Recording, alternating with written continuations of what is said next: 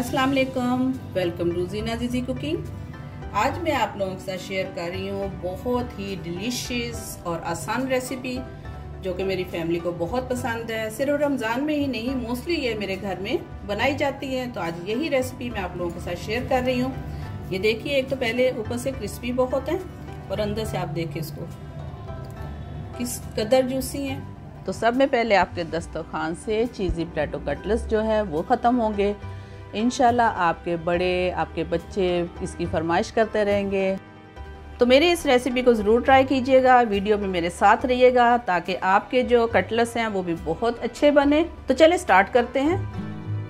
अगर आप मेरे चैनल पे नए हैं तो मेरा चैनल ज़रूर सब्सक्राइब कीजिएगा और साथ में लगे बेल आइकन को ज़रूर प्रेस कीजिएगा। बिस्मिल्लाहिर्रहमानिर्रहीम।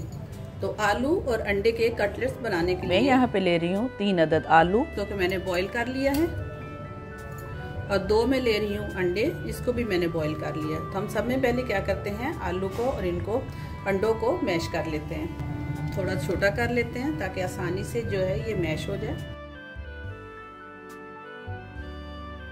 ये बहुत मज़ेदार बनने वाली डिश है। इससे पहले भी मैंने आलू की बहुत सारी डिशेस आप लोगों के साथ शेयर की हैं। चलो, इसको काट लिया। अब हम इसको मैश करते हैं।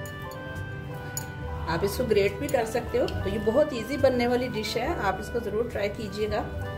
आजकल तो है रमज़ान है, रमज़ान में इफ्तारी के लिए आपकी बहुत अच्छी ये डिश है। एक बच्चे बड़े सभी इसको पसंद करेंगे, एक नया आपको टेस्ट मिलेगा। अब इसमें अंडे भी काट के डाल देती हूँ ताकि ये भी अच्छी तरह से मैश हो जाए। अभी हम इसको इसी से कर रहे हैं, मैशर से। उसके बाद हम इसको हाथ से बहुत अच्छी तरह से मिला लेंगे। हम इसमें कुछ स्पाइसेस डाल लें, जिसके लिए मैंने 1 टीस्पून लिया है लाल मिर्ची पाउडर और 1 टीस्पून ही मैंने लिया है नमक। 1/2 टीस्पून मैं ले रही हूँ काली मिर्ची का पाउडर, और मैंने 1/4 टीस्पून जो वो लिया है अजवाइन। ये जो आलू हम लोग खाएंगे तो ये बिल्कुल बादी नहीं करेंगे और हजम होने में बहुत अच्छा ये हमारी हेल्प करती है। इसी के साथ मैं ले रही हूँ 1/2 टीस्पून कसूरी मेथी, 1/2 टीस्पून ही मैंने लिया है कुटी हुई मिर्ची, और 1/2 टीस्पून मैंने लिया भुना कुटा हुआ जीरा।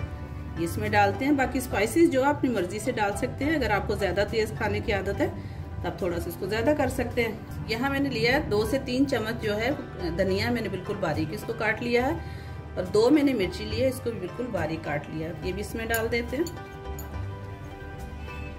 चलो, हाथ से इसको अच्छी तरह से मिक्स कर लेते हैं ताकि एक तो मसाला बहुत अच्छी तरह से आलूओं के साथ अच्छी तरह से यकजा हो जाए, और दूसरा अगर कुछ छोटा मोटा इसमें पीस हो तो वो भी बहुत अच्छी तरह से मिक्स हो जाए।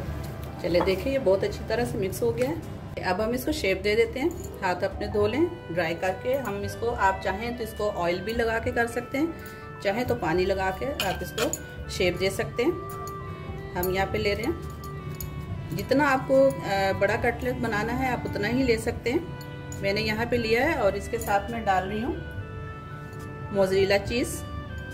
इसको हम अंदर अच्छी तरह से दबा देंगे, और ऐसे दबाएंगे कि ये बाहर ना निकले, क्योंकि अगर हम फ्राइंग में अगर ये बाहर निकल आया तो ये बिखर जाएगा। तो हमने बहुत अच्छी तरह से इसको बाइंड कर देना है। मैंने मोज़रेला चीज़ की स्टिक्स काट के रख ली हैं। आप इसके अंदर अंडा भी डाल सकते हैं, लेकिन मैं जो है वो मोज़रेला चीज़ डाल रही हूँ। ये देखिए तैयार हो गया। इसको हम रखते हैं, पानी लगाते हैं हाथ पे,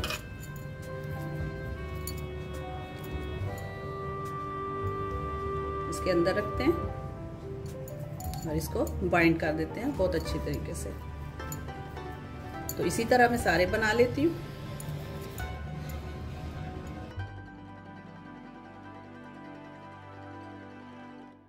अच्छा, यहाँ देखें हमने इसको शेप दे दी है। आप इसको गोल भी बना सकते हैं, जैसे आपकी मर्जी हो। अगर आपके पास मेहमान आ रहे हैं या इफ्तार पार्टी में आपने 2-4 दिन बाद में बनाने, तो भी आप इसको बना के फ्रीज कर सकते हैं, और जब भी आए आप इसको निकाल के और फ्राई कर लें। बहुत इजी प्रोसेस है। तो चलें, ये हमारे सारे रेडी हो गए। यहाँ मैं 2 अंडे ले रही हूँ, एक को मैंने बीट कर लिया, दूसरे को भी कर रही हूँ। अच्छी तरह से इसको बीट कर लें। इसके अंदर मैं थोड़ा सा तकरीबन 1/4 टीस्पून डाल रही हूँ नमक। इसके ये कि अंडे जो है वो फीके नहीं रहेंगे और ज़्यादा इसका टेस्ट अच्छा हो जाएगा। और उसके साथ में ले रही हूँ होममेड ब्रेड क्रम्स, जिसकी रेसिपी मैं दे चुकी हूँ। सब में पहले आपने अंडे में डिप करना है, अच्छी तरह इसको डिप कर लें।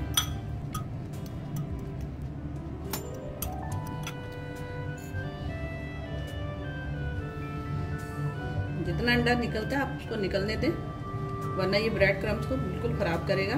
और अब हम इसको ब्रेड क्रम्स में बहुत अच्छी तरह से कोट कर लेते हैं। जितना आपसे इसको लग सकता है उतना लगा लें। देखें बहुत अच्छी तरह से ये कोट हो गया। कटलेट्स हैं, इनको रेडी करके रख लें ताकि आप जब फ्राई करें तो आराम से हो जाए। इसी तरह हम सारे कर लेते हैं।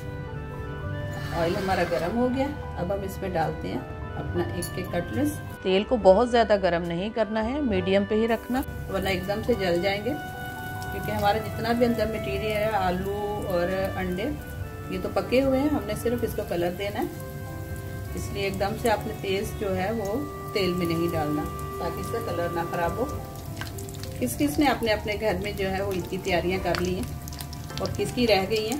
वैसे मोस्टली तो आजकल जो लोग हैं वो रमज़ान से पहले ही तैयारी कर लेते हैं, क्योंकि रमज़ान में जाना बाज़ारों में बहुत मुश्किल है। तो हम भी यही करते हैं। उम्मीद है आप लोगों ने भी तैयारी कर ली होगी। बस अभी तो बस खाना पकाना है, रोज़े रखने हैं और इफ्तारी अच्छी चीज़ देनी है और इबादत करनी है। जितनी इबादत करें उतनी कम है इस महीने में। तो अल्लाह ताला सबकी दुआओं को कबूल फरमाए।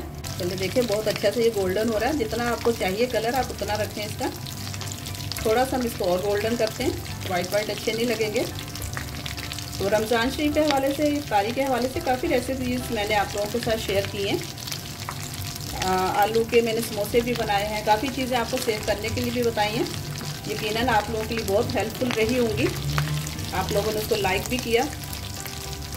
तो आप ये भी देखिएगा, इसको ट्राई कीजिएगा। इंशाल्लाह आपके बच्चे, आपके घर वाले सबको बहुत ही पसंद आएगी। तो हम निकालते हैं। इसी तरह हम दूसरे भी फ्राई कर लेते हैं। चलिए जी, ये राउंड भी हमारा कंप्लीट हो गया। तो हम करते हैं फ्लेम अपना ऑफ।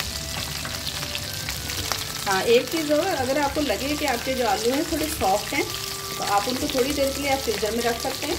फ्रीज़र में रख के बाद में फ्राई कीजिएगा। जी, तो तैयार हैं हमारे अंडे और आलू के कटलेट, इंतहाई आसान रेसिपी के साथ।